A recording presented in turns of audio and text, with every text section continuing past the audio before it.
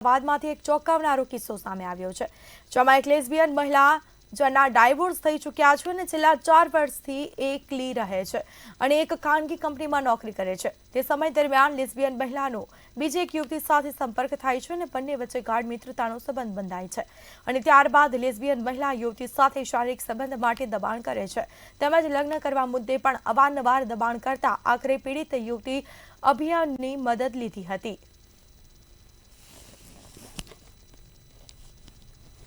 पीड़िता महिलाए ना पाड़ी दीधी हती, छतां वारंवार पीड़िता महिलाने दबाण करता हता.